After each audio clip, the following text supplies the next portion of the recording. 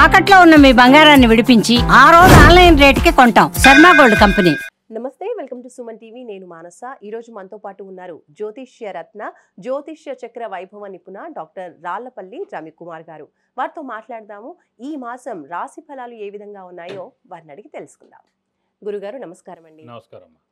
గురుగారు, ద్వాదశ రాశుల్లో నవగ్రహాలు ఈ మాసం అంతా కూడా ఏ స్థానాల్లో ఉన్నాయో ముందుగా తెలియచేయండి. తపోనమ్మ. శరదిందు సమాకారే పరబ్రహ్మ స్వరూపిణి వాసరాపీఠ నిలయే సరస్వతి నమస్తుతే. సుమన్ టీవీ ప్రేక్షకులకి నమస్కారం. ఈ నెల అంటే మే నెల ద్వాదశ రాశుల ఫలితాలు తెలుసుకునే ముందు ద్వాదశ రాశుల్లో నవగ్రహాలు ఎక్కడ ఉన్నాయో తెలుసుకుందాం. ముందుగా సూర్యుడు వచ్చేసి మనకి 15 మే దాకా ఉచ్చస్థానం అయిన మేషంలో ఉంటారు. 16 మే నుంచి మనకి వృషభ రాశిలోకి వెళ్తారు. అలాగే కుజుడు వచ్చి మనకి నీచ స్థానమైన కర్కాటక రాశిలో ఉంటాడు ఈ నెలలు కూడా. నెక్స్ట్ వచ్చేసి రాహు మనకి కుంభరాశిలోకి ప్రవేశిస్తున్నాడు 18 మే నుంచి. అలాగే కేతు కూడా 18 మే నుంచి మనకి సింహరాశిలోకి ప్రవేశిస్తున్నాడు. అలాగే గురువు వచ్చేసి మనకి మిథున్ రాశిలోకి 15 మే నుంచి మనకు వస్తున్నాడు. సో ఎప్పుడైతే మనకి గురువు ఒక రాశి నుంచి ఇంకో రాశిలోకి మారుతారో పుష్కరాలు స్టార్ట్ అవుతాయి అన్నమాట. సో నెక్స్ట్ వచ్చేసి మనకి శని ఆల్రెడీ మనకి 31 మార్చి నుంచి మేన్ రాశిలోకి ప్రవేశించాడు. కాబట్టి ఇప్పుడు మేన్ రాశిలో శని ఈ మాసం అంతా ఉంటాడు. అలాగే బుధుడు వచ్చి మనకి మేషరాశిలో ఈ నెలలాళ్ళు ఉంటాడు. బుధుడు నీచత్వం కూడా వెళ్ళిపోయింది మనకి. మొన్నదాకా నీచలో ఉండి కూడా బుధుడు కూడా నీచత్వం వెళ్ళిపోయి మేషరాశిలోకి ఈ మాసం అంతా ఉంటాడు. అలాగే మనకి శుక్రుడు వచ్చేసి మేన్ రాశిలో ఉచ్చస్థానంలో ఈ మాసం అంతా ఉంటాడు. ఈ నెల మెయిన్గా ఏంటంటే 3 మేజర్ గ్రహాలు, మెయిన్ గ్రహాలైన గురువు, రాహు, కేతువులు మనకి రాశులు మార్పు చెందాయండి. ఉదాహరణకి గురువు మొన్నటిదాకా వృషభ రాశిలో ఉన్నవాడు 15 మే నుంచి మిథున రాశిలోకి ప్రవేశించడం.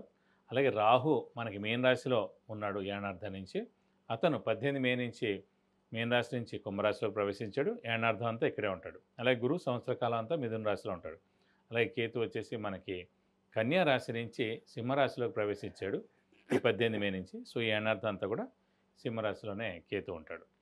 ఇవ్వండి ద్వాదశ రాశుల్లో మనకి నవగ్రహాలు ఈ మాసం అంతా ఇక్కడ ఈ స్థానాల్లో ఉంటాయి. మిథున రాశి వాళ్ళకి ఈ మాసం రాశి ఫలాలు ఏ విధంగా ఉన్నాయో తెలియజేస్తారా? తప్పకుండా. మిథున రాశి అనగానే మనకి మృగశిర 3-4 పాదాలు, ఆరుద్ర 1, 2, 3, 4 పాదాలు, పునర్వసు 1, 2, 3 పాదాలు. ఈ నక్షత్రాల సమూహం అంతా మనకి మిథున రాశిలోకి వస్తుంది. ఈ రాశి వారికి చూసుకుంటే ముఖ్యంగా గురువు వచ్చేసి రాశిలోకే ప్రవేశించాడు. శని దశమ స్థానంలో ఉన్నాడు.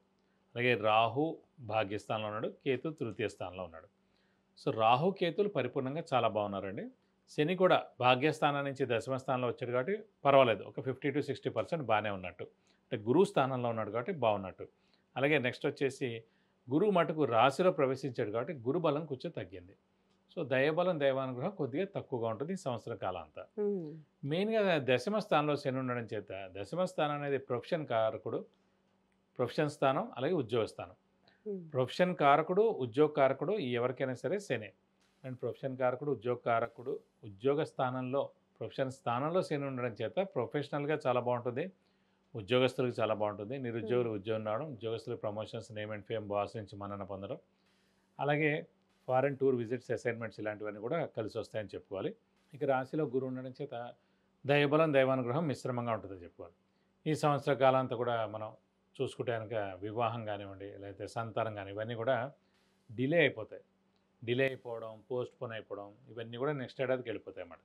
సో మానవ ప్రయత్నం ఖచ్చితంగా చేయాలి, దైవబలం పొందాలి, దైవానుగ్రహం పొందాలంటే కొన్ని పరిహారాలు ఉన్నాయి, అవి చేసుకుంటే కనుక ఖచ్చితంగా పొందవచ్చు. కాబట్టి ఇది కాకుండా ఈ రాశి వారికి మెయిన్గా యోగకారకుడు, అదృష్టకారకుడు, లక్ ఫేవర్ చేసే గ్రహమైన శుక్రుడు ఉచ్చస్థానంలో ఉన్నాడు. ఈ నెల్లాళ్ళు శుక్రుడు ఉచ్చలో ఉంటాడు కాబట్టి ఈ నెలల్లో మనం అనుకున్న పనులన్నీ ఖచ్చితంగా నెరవేరుతాయండి. ఎందుకంటే ఎప్పుడైతే అదృష్టకారకుడు ఉచ్చలో కానీ స్వస్థానంలో కానీ ఉన్నాడో ఆ పీరియడ్ ఏదైతే ఉంటుందో ఆ టైంలో మనకి డబ్బుకి ఏం లోటు ఉండదు, ఆరోగ్యం చాలా బాగుంటుంది. అలాగే అవసరానికి ఏమైనా డబ్బులు కావాల్సినా కూడా ఇవన్నీ కూడా సమకూరుతాయి. ఇది కాకుండా ముఖ్యంగా వ్యాపారస్తులు ఎవరైనా ఉన్నా కూడా కొంచెం మిశ్రమంగా ఉంటుందండి. ఎందుకంటే గురుబలం పరిపూర్ణంగా ఉండాలి వ్యాపారస్తులకి. ఈ సంవత్సరం కాలం అంతా కూడా మిశ్రమంగా ఉంటుంది వాళ్ళకి, గురువు రాశిలో ఉన్నాడు కాబట్టి. సో స్పెక్యులేషన్స్ జోలికి వెళ్ళకండి, షూరిటీస్ పెట్టకండి, మధ్యవర్తిత్వం వహించకండి, కొత్త వ్యాపారాలు స్టార్ట్ చేయకండి, ఎక్స్పాన్షన్ కూడా చేయకండి. ఉన్నదేదో ప్రస్తుతం నడిపించండి. నెక్స్ట్ ఏడాది గురుబలం పరిపూర్ణంగా ఉంటుంది కానీ అప్పుడు చేసుకుంటే మంచిది. ప్రస్తుతం మటుకు అదృష్టకారకుడు ఉచ్చలో ఉన్నాడు కాబట్టి ఈ నెలలు కూడా చాలా బాగుంటుందని చెప్పుకోవాలి. అలాగే మంచి నేమ్ అండ్ ఫేమ్ కూడా ఉంటుంది. అలాగే తీర్థయాత్రలు కూడా చేస్తారు. రాశిలోనే గురువుని అంటే తీర్థయాత్రలు ఎక్కువ చేయడం, దైవ దర్శనం చేసుకోవడం, గురువుల్ని దర్శించడం, గురువు యొక్క బ్లెస్సింగ్స్ పొందడం ఇవన్నీ కూడా పరిపూర్ణంగా ఉంటాయి. అలాగే రాశాధిపతి అయిన బుధుడు కూడా మనకి లాభస్థానంలో చాలా బాగున్నాడు కాబట్టి హార్డ్ వర్క్ కూడా బాగా చేస్తారు. అలాగే హార్డ్ వర్క్తో పాటు స్మార్ట్ వర్క్ కూడా చేయండి. అంటే ఏదైనా సరే ఈ శ్రమ, కాలం, ధనం వేస్ట్ అవ్వకూడదు. జ్యోతిష్యం కూడా మెయిన్గా శ్రమ, కాలం, ధనం వ్యర్థం కాకుండా ఉపయోగపడుతుంది. ఎందుకంటే ఇంత కష్టపడి శ్రమ వేస్ట్ అవ్వకూడదు, ఇన్ని రోజులు కష్టపడి కాలం వేస్ట్ అవ్వకూడదు, అక్కలేని వాటి మీద డబ్బు ఇన్వెస్ట్ చేసి ధనం వేస్ట్ అవ్వకూడదు. కాబట్టి శ్రమ, కాలం, ధనం వేస్ట్ అవ్వకుండా ఉండడం కోసం జ్యోతిష్యం ఉపకరిస్తుంది. మరి వీరికి ఆర్థికంగా పరిస్థితి ఏ విధంగా ఉంటుందంటారు ఈ నెలలో? ఆర్థికంగా అంటే సాధారణంగా గురువు రాశిలో ఉన్నాడు కాబట్టి మిశ్రమంగా ఉంటుంది. కానీ యోగకారకుడు, అదృష్టకారకుడు, లక్ ఫేవర్ చేసే గ్రహమైన శుక్రుడు ఉచ్చస్థానంలో ఉన్నాడు కాబట్టి ఆర్థికంగా చాలా బాగుంటుంది. ఎప్పటి నుంచి ఎవరో డబ్బులు ఇవ్వాలి, వాళ్ళు తప్పకుండా ఇస్తారు.